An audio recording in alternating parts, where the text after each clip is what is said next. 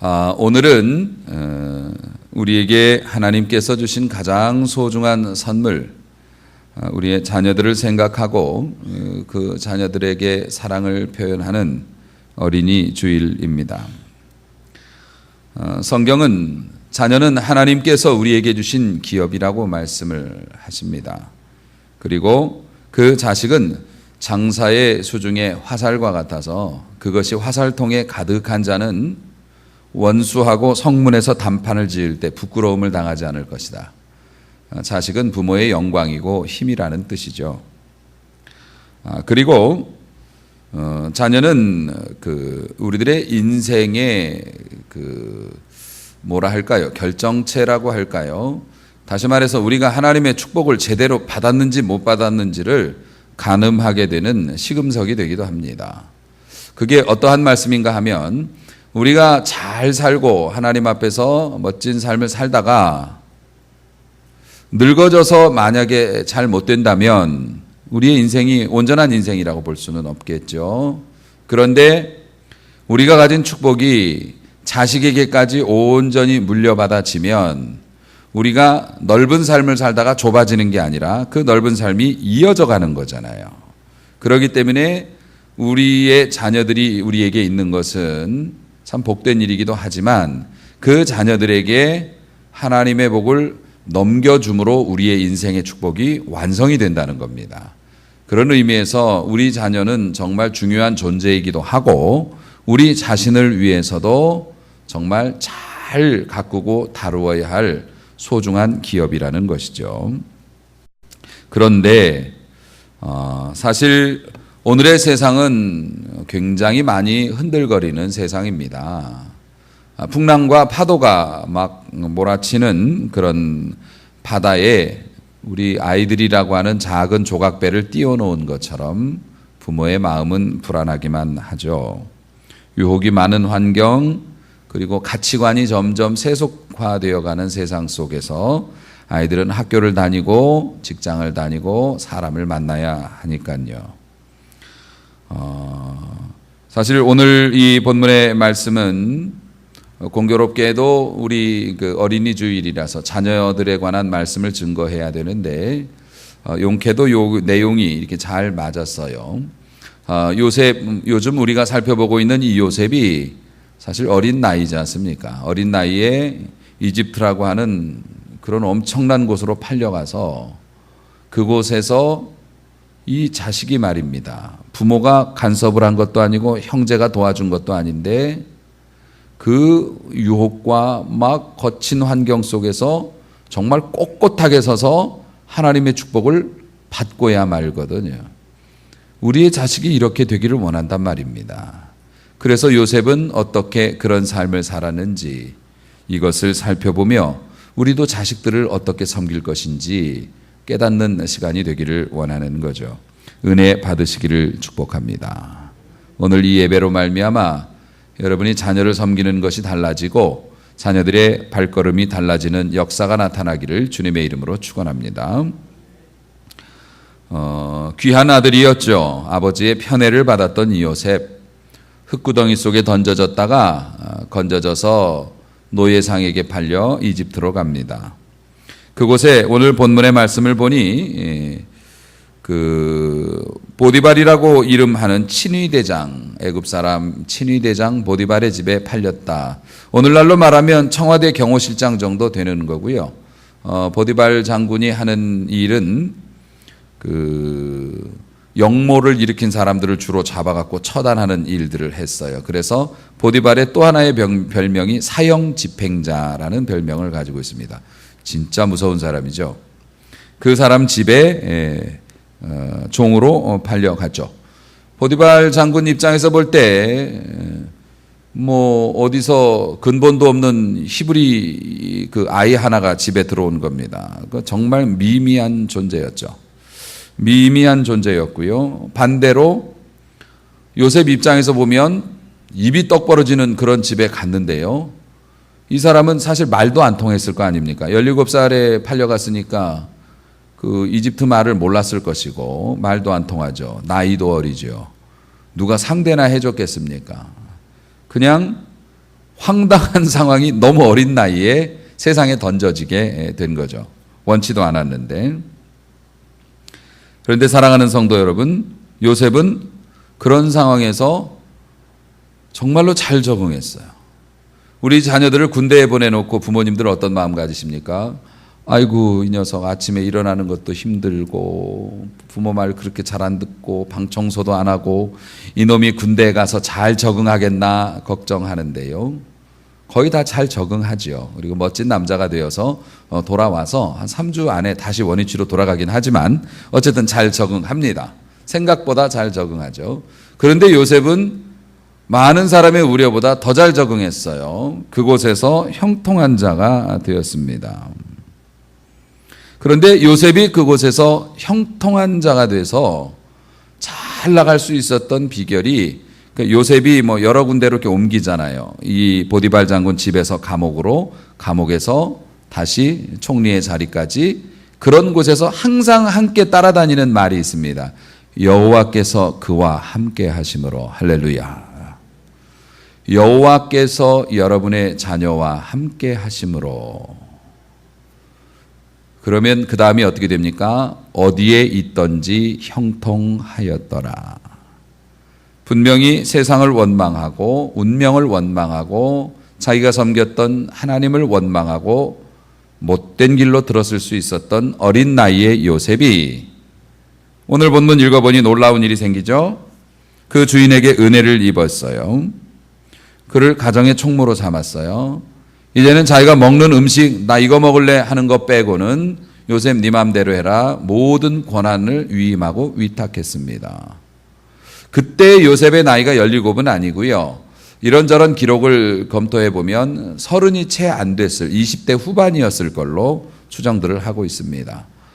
20대 후반의 히브리 노예에게 애굽의 실권자에서 제2인자 역할을 하고 있는 친위대장이, 사실 군사적인 면에 있어서는 2인자죠. 정치적인 면에 있어서는 총리가 뭐 그렇겠습니다만은, 그 친위대장이 자기 집안 살림을 몽땅 이 어리고 젊은 친구에게 맡겼다는 겁니다. 왜 맡겼을까요? 하나님께서 보디발 장군에게 최면을 걸어서 맡겼을까요? 그렇지 않습니다. 자, 오늘 본문 말씀을 한번 살펴보십시오. 3절 말씀, 주인이 여호와께서 그와 함께 하심을 보았다, 이렇게 기록되어져 있습니다. 이 사람이 하나님을 섬기는 걸 주인이 알았어요. 그런데 또 여호와께서 그의 범사에 형통하게 하심을 보았어요. 여러분의 자녀가 세상에 나가서 하나님을 섬기는 것인 사람인 줄을 알았어요. 세상 사람들이 보고 표시나는 신앙생활을 했어요. 내가 그리스도인인 것을 누구도 알지 못하게 하라, 이렇게 한 게 아니고 예수 믿는 거를 다른 사람들이 알았어요. 알았는데 저 사람이 하나님을 믿고 예수님을 믿는데 일을 기가 막히게 잘하고 저 사람에게 맡긴 건 뭐든지 잘 돼요. 그러면 어떡합니까? 더 큰 거를 당연히 맡기겠죠. 요셉이 주인에게 은혜를 입은 이유가 뭡니까? 일을 잘했죠. 일을 잘했지만 그보다 더 중요한 건 뭡니까? 이 사람이 믿는 사람인 거를 표시를 냈고, 그리고 표시 낸 만큼 정말 열심히 살았다는 것을 의미합니다.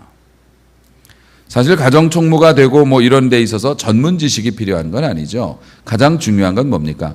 이 사람은 믿을 수 있어. 그리고 똑똑해. 똑똑한데 믿을 수 있을 것 같아. 그러면 맡기는 거거든요. 똑똑한 사람은 많지만 믿을 수 있어, 이 사람에게는 맡겨도 괜찮을 것 같아 라는 것을, 사실 그걸 가르치는 게 좀 소홀한 면이 있습니다. 요즘 현대 교육이 그렇습니다. 기가 막히게 똑똑하고 어려운 문제는 척척 풀지만 이게 감성적으로나 영적으로나 다른 사람에게 믿을 만한 사람으로 여러분이 자녀들이 인정받는 거, 이거는 이 노와 같거든요. 한쪽만 저어서는 이게 원하는 목적지로 갈 수 없죠. 사실 현대 교육이 변별력을 높이기 위해서 문제도 어려워지고 그 문제를 따라잡기 위해서 정말 미친 듯이 공부하지만 정직하게 사는 것, 그리고 다른 사람과의 원만한 관계를 이루는 것에 대해서는 사실 무심한 것이 현대교육이고, 우리가 유원지에 가서 노를 2개를 붙잡고 하나만 접고 삥삥 도는 사람도 좀 바보 아니야, 그렇게 말하지만 우리가 그러고 있을 수도 있다는 거죠. 사랑하는 성도 여러분, 자, 요셉은 어린 나이임에도 불구하고 모르겠어요. 아버지가 잘 본을 보였는지는 모르겠지만 믿음으로 살아서 자신의 환경 굴하지 않고 그것에서도 형통했습니다. 모든 소유물을 다스리는 권한을 주었어요. 불과 10여 년의 세월 동안에 이 사람은 바닥 흙구덩이에서 정말 최고의 직장, 최고의 자리에 올라갔죠.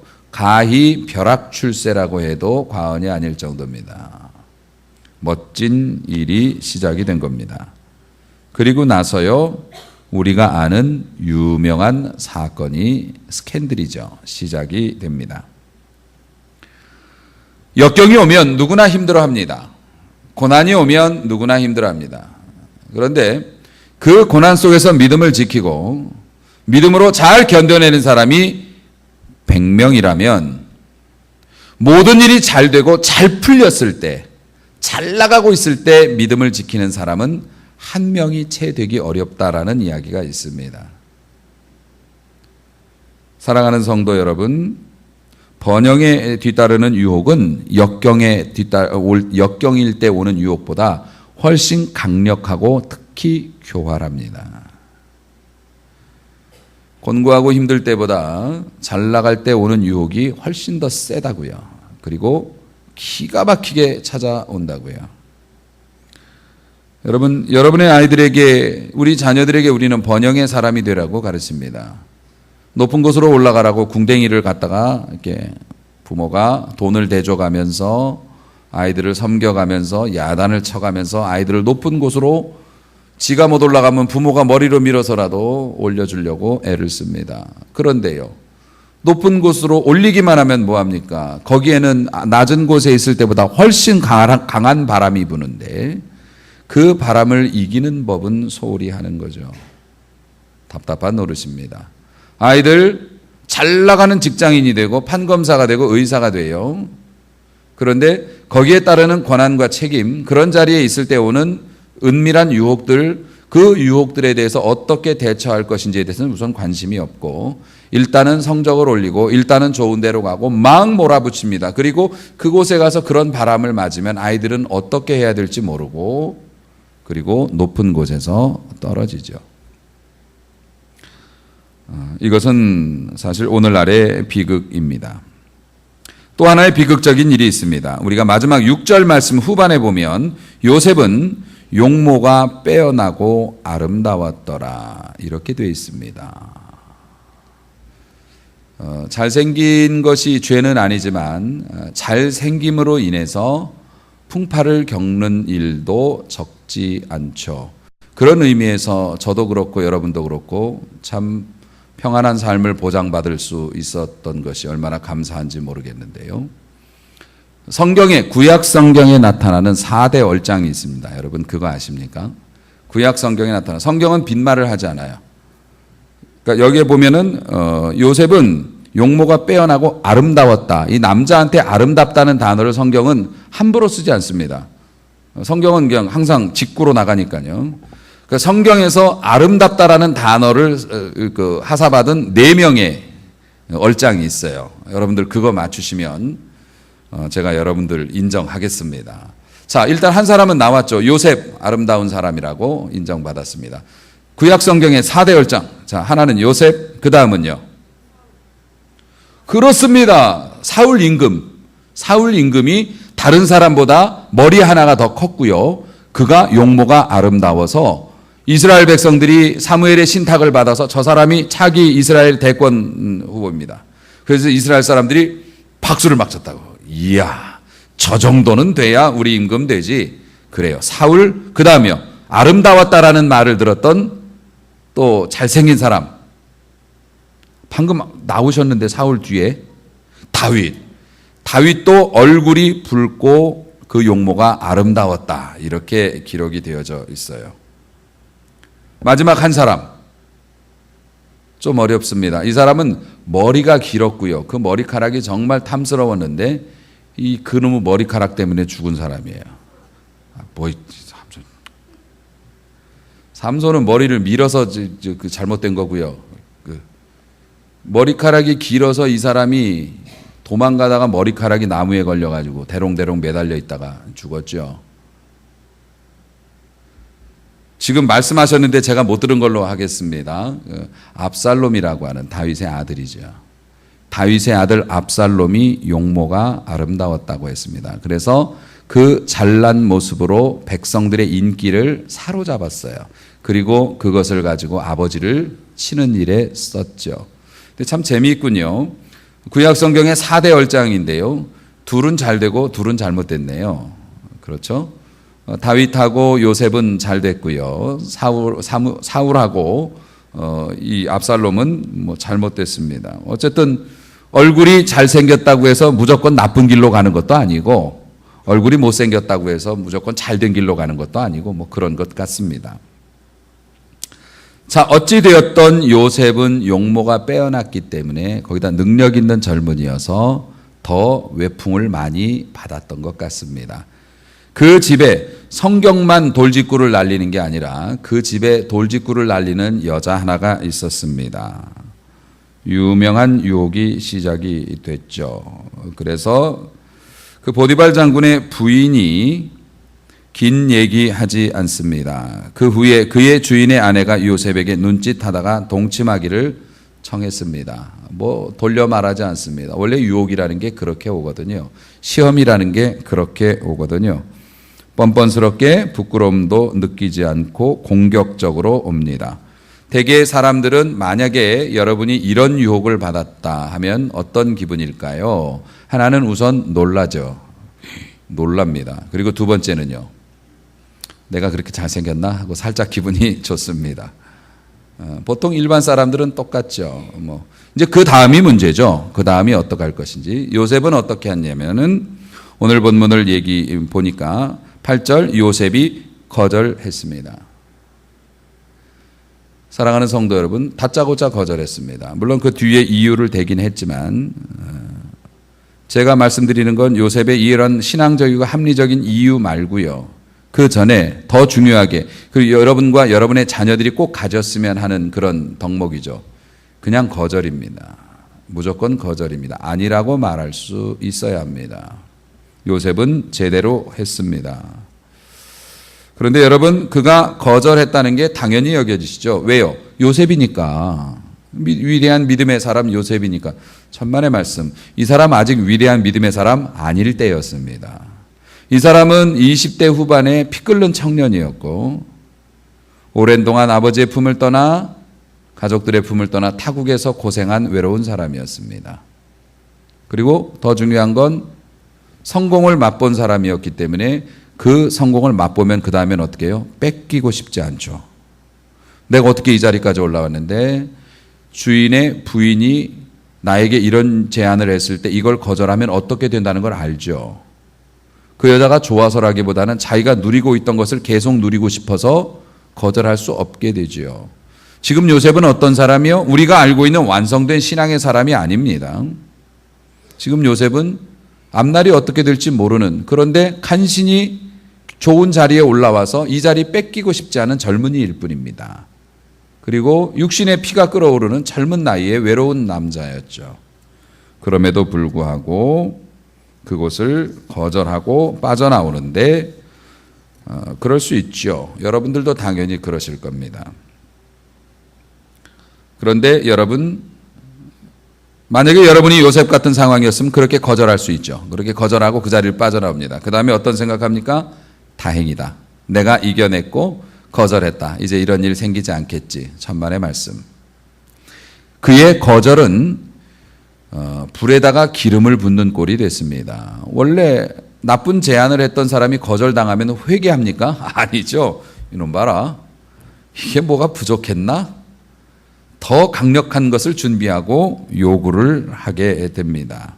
그래서 어떻게 됩니까? 10절, 여인이 날마다 요셉에게 청했다. 우리가 믿음으로 반응하면 시험과 유혹이 환란이 사라지냐?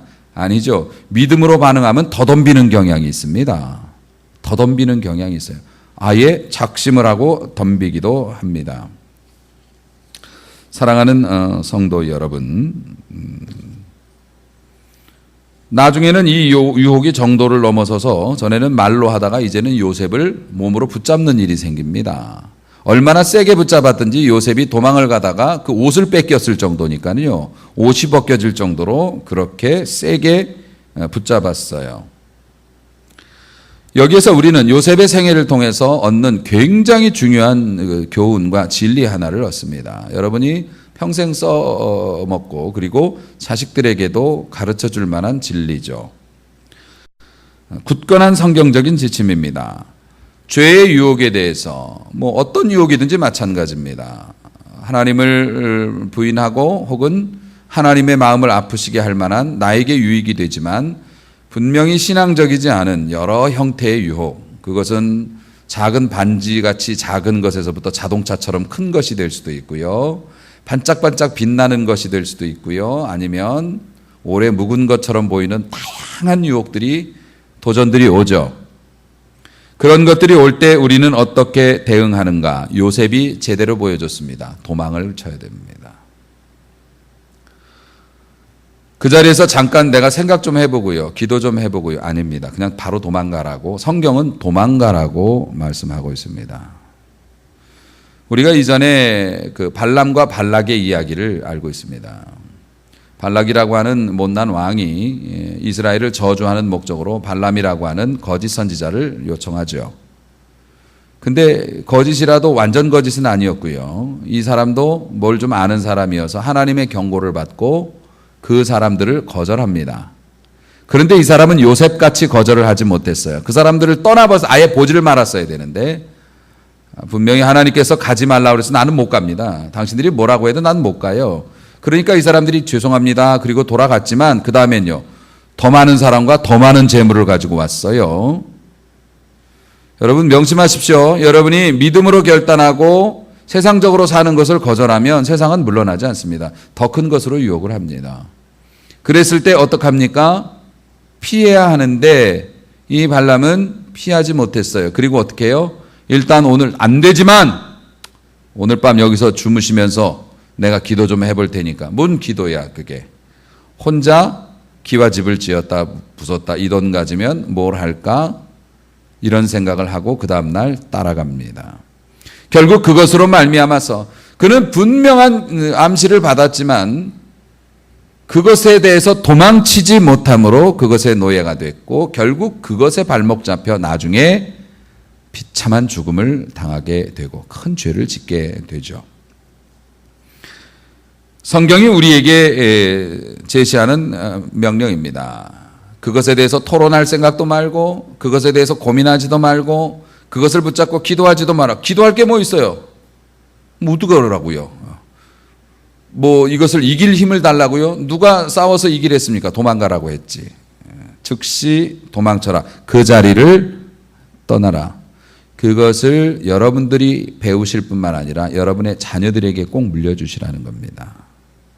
그래서 여러분의 손과 눈이 닿지 않는 곳에 자녀들이 그런 유혹을 받는다면 싸우거나 은근한 기회를 엿보면서 주변을 맴돌다가 끌려 들어가지 말고 그 자리를 즉시 벗어나라고 가르쳐야 한다는 겁니다. 이것이 어린이날 아이들에게 멋진 선물 사주는 것보다 더 귀한 선물이 될 수 있다는 겁니다. 자, 그렇게 또 거절을 당했습니다. 보디발의 부인은 요셉의 옷을 들고 봉 해가지고서 서 있었겠죠. 그 다음엔요. 화르르 불타오릅니다. 복수를 결심하죠. 이것이 아무것도 아닌 근본도 없는 것이 나를 이렇게 모욕을 주나 이래서 그를 죽이려고 마음을 먹습니다. 자, 이런 상황이 여러분에게 펼쳐지면 여러분은 어떻게 생각하시겠습니까? 자, 요셉이라고 하는 드라마를 우리가 보고 있어요. 자, 요셉이 믿음으로 막 결단해서 여러 번의 시험을 이기고 나중에는 도망을 가버렸습니다. 옷을 벗어 제끼면서 도망을 탈출을 해버렸어요. 박수를 치면서. 그런데 이 주인공인 악녀가 내가 저거를 죽여버리고 말 테야, 반드시 죽일 거야 라고 얘기하면 우리는 그 다음 드라마를 어떻게 생각하냐면 하나님께서 기가 막히게 역사해 주셔서 반전이 일어나길 기대하죠. 그 아내가 막 요셉을 사람들 앞에서 고발하지 않습니까? 저놈이 나를 뭐 그렇게 하려고 했고 내가 반항을 했더니 도망을 가면 소리 질렀더니 도망을 가길래 내가 옷을 뺏어놨다고 이렇게 막 얘기하고 요셉은 쩔쩔매고 있을 때 갑자기 증인이 나타나면서 CCTV로 찍어놨어요. 뭐 이런 얘기가 나온다든가 극적인 반전이 있잖아요. 보디발 장군이 그날따라 일찍 집에 들어왔다 몰래 숨어서 보고 있었던 거지. 그래가지고서 뭐 하는 짓이야 뭐 이런 거. 우리는 그런 드라마를 예상하는데 그런 건 없었어요. 우리가 하나님 앞에서 제일 힘든 부분이 그겁니다. 우리 인간의 본성은 공평이라는 개념을 탑재하고 있어요. 모든 건 공평해야 된다고 생각해요. 저 사람은 나쁜 짓을 했으니까 잘 못 돼야지. 저 사람은 선한 일을 했으니까 잘 돼야지. 그게 공평한 거잖아. 우리는 항상 공평이라는 개념을 가지고 살아요. 그런데 원래 이 공평이라는 개념의 원조는 하나님이시죠. 공의로우신 하나님, 공평하신 하나님, 하나님의 별명입니다. 그러니까 우리도 공평하기를 원해요. 그러니까 지금 요셉이 몇 번이나 시험을 이기고 갔는데 이 나쁜 여자가 요셉을 죽이겠다고 맘먹으면 우리는 어떻게 해야 공평한 겁니까? 하나님 여러 번 순종하고 믿음으로 복종했으니까 이 위기에서 건져주셔야 공평한 하나님이죠. 그런데 안 건져주셨어요. 요셉은 한마디 변명도 못하고 목숨의 위협을 당하다가 토굴 감옥으로 패대기 쳐집니다. 토굴로 들어갔어요. 다시 원점으로 갔어요. 10몇 년 동안 하나님 믿고 신실하게 살았던 것이 형들이 토굴에 던졌잖아요. 다시 토굴로 들어갔습니다. 기약 없는 삶으로 죽을지 살지도 모르는 인생으로 다시 원위치 됐어요. 우리는 이것을 보면서 이해 못합니다. 하나님 어디 계십니까?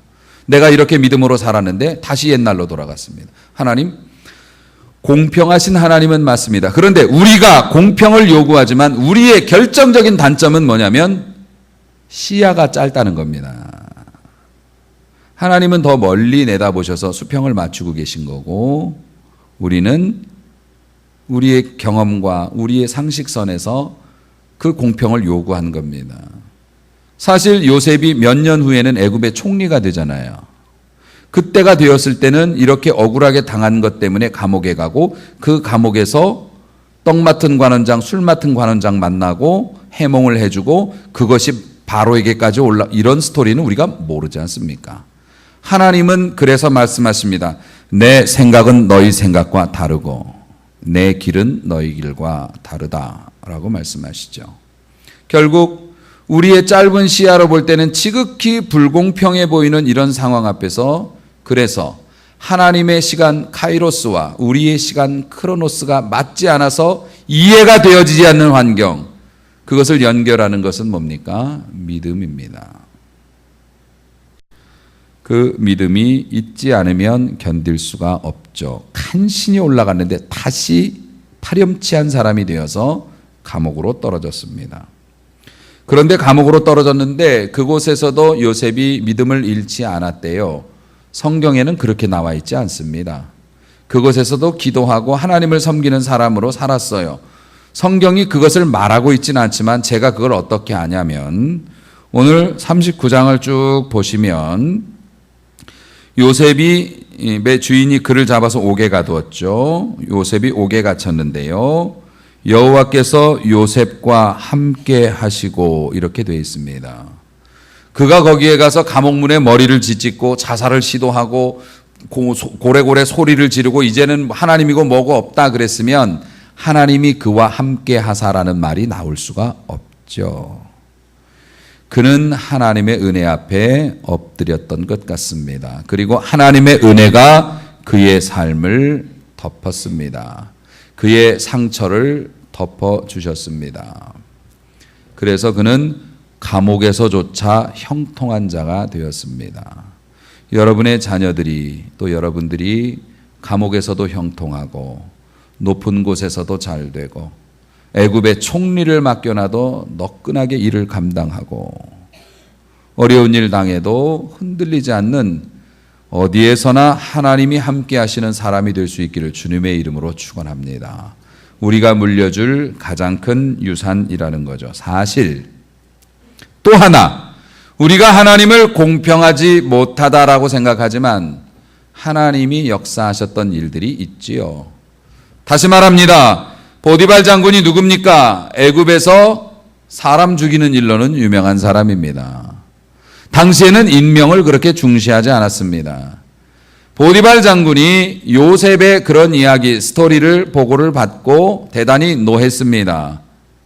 사실 여러분이 보디발 같으면 얘 살려둘 수 없습니다. 일단은 기본적으로 근본 없는 히브리 노예가 자기 아내에 대해서 그런 일을 벌였다는 거, 사실이건 아니건 그건 상관없습니다. 이런 스캔들이 난 것만으로도 얘는 죽는 게 마땅하죠. 자존심에 상처를 입은 것, 이런 노예 자식이 이렇게 나오는 거죠. 이 사람은 사람 목숨, 파리 목숨만큼도 여기지 않는 사람입니다. 근데 보디발 장군이 대단히 노했대요. 왜 노했을까요? 이런 겁니다. 보디발 장군이 아내의 행실을 알고 있지요. 왜 모르겠어요. 같이 사는데. 아내가 어떤 사람인지 대충 알고 있지요. 그리고 요셉이 죄 없다는 거 당연히 알았을 겁니다. 요셉의 됨됨이를 알고 집안을 맡길 정도였으니까요. 보디발은 왜 화를 냈을까요? 이 여자가 또 이런 짓을 벌여가지고 내가 굉장히 아끼고 총애하는 종을 잃어버렸구나. 사실 그런 분노가 더 있었을 겁니다. 그 이유는 뭡니까? 요셉이 하나님과 함께 하심을 받고 요셉이 일을 잘하는 사람이었기 때문에 그래요.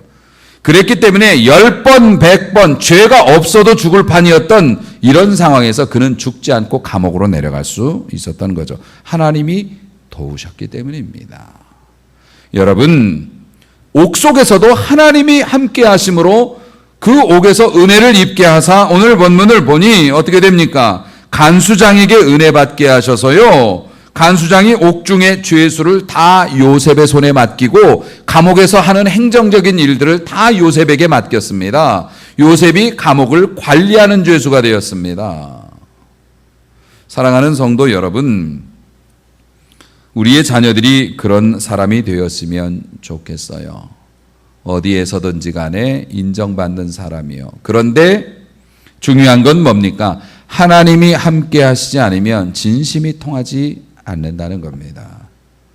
그리고 어려운 상황에서 남이 보지 않는 곳에서도 열심히 일하기가 어렵다는 거죠.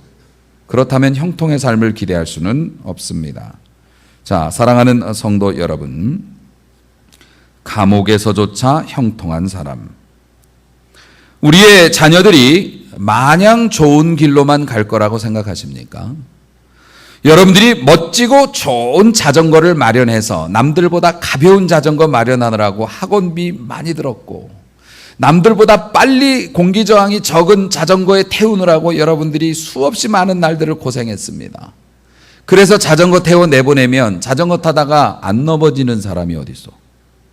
잘못 타는 사람도 넘어지고 잘 타는 사람은 빨리 달리다 넘어지고 사이클 선수 치고 자전거를 그렇게 잘 타서 선수가 됐어도 안 넘어지고 사이클 타는 사람이 어디 있어요? 언젠가는 넘어질 텐데.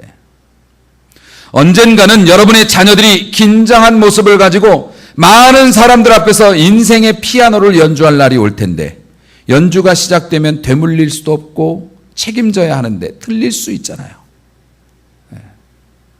그럴 때 잘 나가는 자전거 사서 밀어주기만 해서 끝나는 게 아니잖아요.